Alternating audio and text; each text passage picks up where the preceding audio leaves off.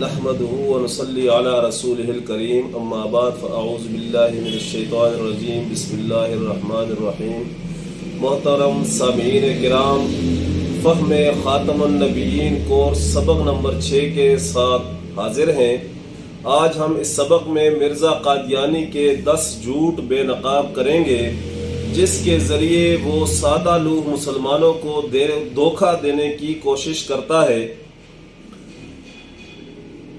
مرزا غلام احمد قادیانی کے جھوٹ ایک ایسی بری خصلت ہے جسے نہ صرف اسلام بلکہ ہر مذہب سے تعلق رکھنے والا برا جانتا ہے۔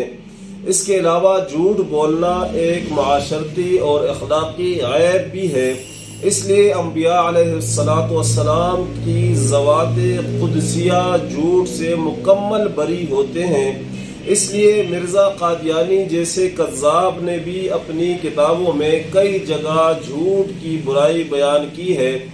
مرزا لکھتا ہے، جھوٹ کے متعلق مرزا صاحب کے اپنے فتوے جھوٹ بولنا مرتد ہونے سے کم نہیں۔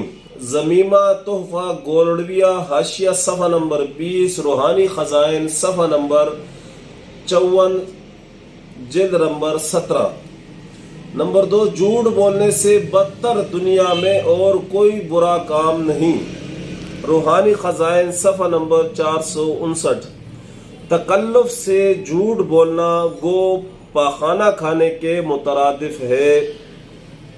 جھوٹ کے مردار کو کسی طرح نہ چھوڑنا یہ کتوں کا طریق ہے نہ انسانوں کا۔ ایسا آدمی جو ہر روز خدا پر جھوٹ بولتا ہے اور آپ ہی ایک بات تراشتا اور پھر کہتا ہے کہ یہ خدا کی طرف سے وحی ہے جو مجھ پر ہوئی ہے، ایسا بدذات انسان تو کتوں اور سوروں اور بندروں سے بدتر ہے۔ براہین احمدیہ جلد نمبر 5 صفحہ نمبر 127۔ وہ کنجر جو ولد الزنا کہلاتے ہیں وہ بھی جھوٹ بولتے ہوئے شرماتے ہیں۔ روحانی خزائن جلد نمبر 2 صفحہ نمبر 384۔ جب ایک بات میں کوئی جھوٹا ثابت ہو جائے تو پھر دوسری باتوں میں بھی اس پر اعتبار نہیں رہتا۔ روحانی خزائن صفحہ نمبر 231۔ اب ہم مرزا کے جھوٹ پر روشنی ڈالتے ہیں۔ اب ہم مرزا کے چند ایک جھوٹ پیش کرتے ہیں۔ اس کے کذبات کا کما حق ہو احاطہ کرنا کار دارد ہے۔ ہم نمونے کے طور پر چند اکاذیب مرزا بیان کریں گے۔ جھوٹ نمبر 1، اولیاء گزشتہ کے کشوف نے اس بات پر قطعی مہر لگا دی ہے کہ وہ مسیح موعود ناقل جو 14ویں صدی کے سر پر پیدا ہوگا اور نیز یہ کہ پنجاب میں ہوگا۔ اربعین نمبر 2 صفحہ نمبر 23۔ مطبع قادیان میں انبیاء کا لفظ ہے۔ بعد کے ایک ایڈیشن میں یہ وضاحت کی گئی کہ یہ لفظ غلطی سے لکھا گیا اور اب نئے ایڈیشن میں یہ وضاحت بھی حذف کر دی گئی۔ اولیاء جمع کثرت ہے اور جمع کثرت 10 سے اوپر ہوتی ہے، اس لیے کہ کم از کم 10 معتمد اولیاء کے نام پیش کرو جنہوں نے بذریعہ کشف مہر لگائی ہو، اور ولی ایسا ہو جس کو دونوں فریق صحیح جانتے ہوں۔ ہم کہتے ہیں کہ مرزا کا یہ سفید جھوٹ ہے۔ کسی مسلمہ ولی نے اس بات کی تصریح نہیں کی کہ مہدی 14ویں صدی میں ہوگا اور یہ کہ پنجاب میں ہوگا۔ یہ تمام اولیاء کرام پر جھوٹ ہے۔ جھوٹ نمبر 2، اے عزیزو، تم نے وہ وقت پایا ہے جس کی بشارت تمام نبیوں نے دی ہے، اور اس شخص کو یعنی مسیح موعود کو تم نے دیکھ لیا جس کے دیکھنے کے لیے بہت سے پیغمبروں نے بھی خواہش کی تھی۔ صاف جھوٹ ہے، کسی ایک پیغمبر سے یہ خواہش کرنا ثابت نہیں۔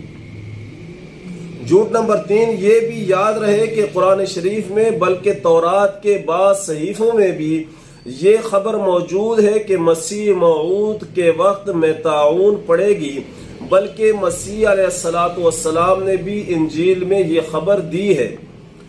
کشتی نوح صفحہ نمبر 5، روحانی خزائن صفحہ نمبر 5 سے 19۔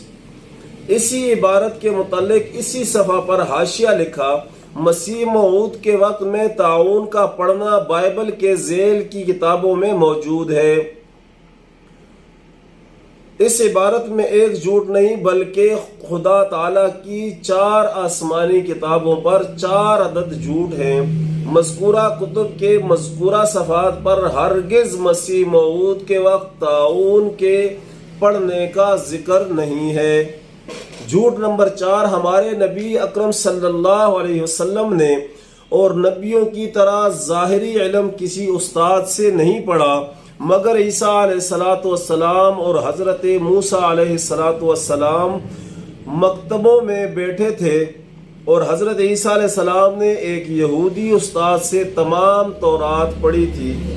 سو آنے والے کا نام جو مہدی رکھا گیا، سو اس میں یہ اشارہ ہے کہ وہ آنے والا علم دین خدا سے ہی حاصل کرے گا اور قرآن و حدیث میں کسی استاد کا شاگرد نہیں ہوگا۔ سو میں یہ حلفاً کہہ سکتا ہوں کہ میرا حال یہی ہے، کوئی ثابت نہیں کر سکتا کہ میں نے کسی انسان سے قرآن و حدیث یا تفسیر کا ایک سبق بھی پڑھا ہو یا کسی مفسر یا محدث کی شاگردی اختیار کی ہو۔ روحانی خزائن صفحہ نمبر 394، جلد نمبر 12۔ یہ صریح جھوٹ ہے۔ حضرت موسیٰ علیہ الصلوۃ والسلام نے کون سے مکتبوں میں بیٹھ کر تعلیم حاصل کی؟ یہ انبیاء علیہ الصلوۃ والسلام پر صریح الزام ہے۔ قرآن و حدیث صحیح سے ثابت کرو کہ حضرت عیسیٰ علیہ السلام نے کون سے یہودی عالم سے تورات پڑھی تھی، حالانکہ قرآن پاک میں ہے، یعنی میں خود ان کو تعلیم دوں گا۔ اسی طرح قیامت کے دن اللہ جل شانہ فرمائیں گے، اور جب میں نے کتاب اور حکمت تورات و انجیل سکھائی، پارہ نمبر 7 سورہ مائدہ آیت نمبر 110، رکوع نمبر 10۔ اس میں بھی تعلیم کی نسبت خدا تعالیٰ نے اپنی طرف کی ہے۔ آگے جو اپنے بارے میں لکھا ہے کہ میرا یہی حال ہے الی آخرہ، یہ بھی صاف جھوٹ ہے۔ ہم ثابت کرتے ہیں کہ مرزا کے متعدد اساتذہ تھے۔ کتاب البریہ صفحہ نمبر 1 تا 143، روحانی خزائن صفحہ نمبر 180 181، جلد نمبر 13 کے حاشیے پر اس کے اپنے ہاتھوں سے اس کی تعلیم کا حال موجود ہے، جیسا کہ شروع میں گزر چکا ہے۔ جھوٹ نمبر 5، احادیث صحیحہ میں آیا تھا کہ مسیح موعود صدی کے سر پر آئے گا اور 14ویں صدی کا مجدد ہوگا، جبکہ کتاب البریہ حاشیہ نہ روحانی خزائن جلد نمبر 13 صفحہ نمبر 205 کی عبارت یہ ہے، بہت سے اہل کشف نے خدا تعالیٰ سے الہام پا کر خبر دی تھی کہ وہ مسیح موعود 14ویں صدی کے سر پر ظہور کرے گا، اور یہ پیشگوئی اکثر اگرچہ قرآن شریف میں صرف اجمالی طور پر پائی جاتی ہے، مگر احادیث کی روح سے اس قدر تواتر تک پہنچی ہے کہ جس کا کذب عند العقل ممتنع ہے۔ احادیث جمع کثرت ہے، اس لیے کم از کم 10 احادیث صحابہ صحیحہ متواترہ دکھاؤ جن میں مسیح موعود کے 14ویں صدی کے سر پر آنے کے الفاظ وغیرہ موجود ہوں۔ مگر ہمارا دعویٰ ہے کہ مرزائی امت تا قیامت کوئی ایک بھی صحیح حدیث نہیں دکھا سکتی۔ یہ حضور صلی اللہ علیہ وسلم پر صریح افتراء اور بہتان ہے، اور آپ صلی اللہ علیہ وسلم نے فرمایا، یعنی جس نے مجھ پر جان بوجھ کر جھوٹ بولا وہ اپنا ٹھکانہ جہنم میں بنا لے، لہٰذا یہ جھوٹ بول کر بھی مرزا جہنمی ہوا۔ جھوٹ نمبر 6، اگر احادیث کے بیان پر اعتبار ہے تو پہلے ان حدیثوں پر عمل کرنا چاہیے جو صحت اور وثوق میں اس حدیث پر کئی درجہ بڑھی ہوئی ہے۔ مثلا صحیح بخاری کی وہ حدیثیں جن میں آخری زمانہ میں بعض خلیفوں کی نسبت خبر دی گئی، خاص کر وہ خلیفہ جس کی نسبت بخاری میں لکھا ہے کہ آسمان سے اس کے لیے آواز آئے گی کہ ھذا خلیفۃ اللہ المہدی۔ اب سوچو کہ یہ حدیث کس پایا اور مرتبہ کی ہے جو ایسی کتاب میں درج ہے جو اصح الکتب بعد کتاب اللہ ہے۔ جھوٹ، بالکل جھوٹ۔ بخاری شریف میں اس قسم کی کوئی حدیث نہیں۔ ہاتوا برہانکم ان کنتم صادقین۔ جھوٹ نمبر 7، 3 شہروں کا نام اعزاز کے ساتھ قرآن شریف میں درج ہے، مکہ، مدینہ اور قادیان۔ جھوٹ نمبر 8، ترجمہ مجھ کو گالی دی گئی، میں نے جواب نہیں دیا۔ مواہب الرحمن صفحہ نمبر 18، طبع اول صفحہ نمبر 20، طبع دوم روحانی خزائن صفحہ نمبر 224۔ یہ بالکل جھوٹ ہے کہ میں نے لوگوں کو گالیوں کا جواب نہیں دیا، بلکہ خود مرزا صاحب نے تسلیم کیا کہ میرے سخت الفاظ جوابی طور پر ہیں، ابتدا سختی کی مخالفوں کی طرف سے ہے۔ روحانی خزائن صفحہ نمبر 11، جلد نمبر 13۔ جھوٹ نمبر 9، یہ مرزا قادیانی کا تفسیر ثنائی پر خالص افتراء ہے۔ تفسیر ثنائی میں لکھا ہے کہ ابو ہریرہ فہم قرآن میں ناقص تھا۔ تفسیر ثنائی میں کہیں یہ بات نہیں لکھی گئی۔ مرزا قادیانی کو تفسیر ثنائی پر جھوٹ اس لیے بولنا پڑا کہ اس بدبخت نے خود اپنی کتابوں میں حضرت ابو ہریرہ رضی اللہ تعالی عنہ کی توہین کرتے ہوئے انہیں ناقص الفہم لکھا ہے۔ اس لیے اعتراض سے بچنے کے لیے اس توہین کی نسبت تفسیر ثنائی کی طرف کر دی۔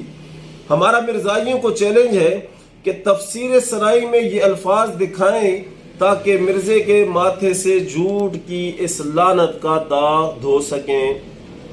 جھوٹ نمبر 10، حدیثوں میں صاف لکھا ہے کہ مسیح موعود کی تکفیر ہوگی اور علماء وقت اس کو کافر ٹھہرائیں گے اور کہیں گے کہ یہ سچ ہے، اس نے تو ہمارے دین کی بیخ کنی کر دی ہے۔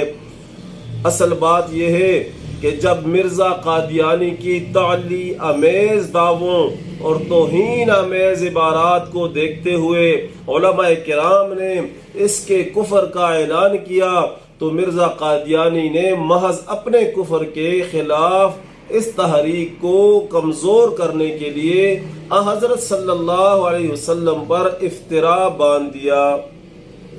قارئین کرام، مرزا قادیانی کے چند جھوٹ آپ کے سامنے نقل کیے ہیں۔ آپ مرزا قادیانی کے فتووں کو سامنے رکھیں اور فیصلہ کریں کہ کیا بقول قادیانی مرزا قادیانی شرک نہیں کر رہا؟ کیا مرزا قادیانی کتوں کے طریق پر نہیں چل رہا؟ کیا مرزا قادیانی جھوٹ بول کر گوہ نہیں کھا رہا؟ اور کیا مرزا قادیانی وہ کام نہیں کر رہا جس کے کرنے میں ولد الزنا کنجر بھی شرماتے ہوں؟ انشاءاللہ اگلے سبق کے ساتھ پھر حاضر ہوں گے، تب تک کے لیے اللہ حافظ، وما علینا الا البلاغ۔